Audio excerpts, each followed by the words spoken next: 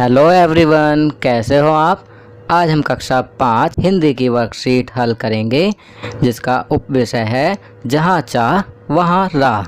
तो चलिए वर्कशीट हल करते हैं। प्रश्न 1, दिए गए रिक्त स्थानों की पूर्ति कीजिए।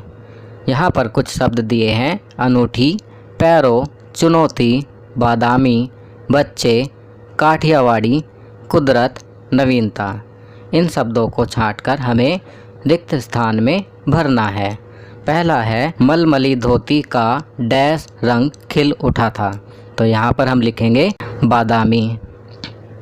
मलमली धोती का बादामी रंग खिल उठा था। दूसरा, इला की हिम्मत की डैश मिसाल है ये कढ़ाई के नमूने। तो यहाँ पर हम लिखेंगे अनूठी। इला की हिम्मत की अनूठी मिसाल है ये कढ़ाई के नमूने।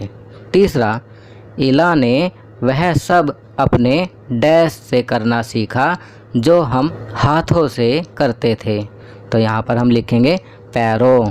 इला ने वह सब अपने पैरों से करना सीखा जो हम हाथों से करते थे। चौथा, 15-16 साल की होते होते इला डैश कसीदाकारी में माहिर हो चुकी थी। तो यहाँ पर हम लिखेंगे काठियावाड़ी। 15-16 साल की होते होते इला काठियावाड़ी कसीदाकारी में माहिर हो चुकी थी। पांचवा, पारंपरिक डिजाइन में डैश सभी को बहुत भाई। तो यहाँ पर हम लिखेंगे नवीनता। पारंपरिक डिजाइनों में नवीनता सभी को भाई। चलिए आगे बढ़ते हैं। छठा, इला के विश्वास और धैर्य ने डैश को भी झुठला दिया।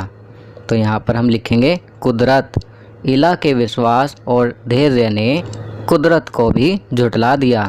सातवां, डैश भी चाहते कि इला किसी न किसी तरह तो उनके साथ खेल सके। तो यहाँ पर हम लिखेंगे बच्चे।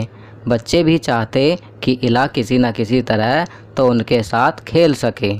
आठवां, इला ने अपने हाथों की जिद को एक डैश माना।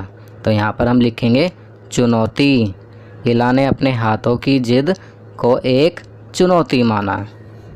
चलिए अगला प्रश्न करते हैं। प्रश्न 2, सही के आगे सही और गलत के आगे गलत का निशान लगाओ। यहाँ पर कुछ वाक्य दिए हुए हैं। इन्हें पढ़ने के बाद हमें सही वाक्य के आगे सही का निशान और गलत वाक्य के आगे गलत का निशान लगाना है। पहला वाक्य है, इला सचानी ने मलमली की धोती को बेल बूटों से सजाया। तो यह वाक्य सही है, हम यहाँ सही का निशान लगाएंगे। दूसरा, इला को स्कूल में दाखिला मिलने में कोई परेशानी नहीं हुई। तो यह वाक्य गलत है, हम यहाँ पर गलत का निशान लगाएंगे। तीसरा, इला को परीक्षा में लिखने के काम के लिए अलग व्यक्ति की सुविधा दी गई। तो यह वाक्य गलत है, यहाँ पर हम गलत का निशान लगाएंगे। चौथा, एक समय ऐसा आया जब इला के काढ़े गए परिधानों की प्रदर्शनी लगी। तो यह वाक्य सही है, हम यहाँ सही का निशान लगाएंगे। पांचवा, 10वीं कक्षा की परीक्षा पास न होने पर इला ने निराश होकर कसीदाकारी छोड़ दी। तो यह वाक्य गलत है, हम यहाँ पर गलत का निशान लगाएंगे। चलिए आगे बढ़ते हैं।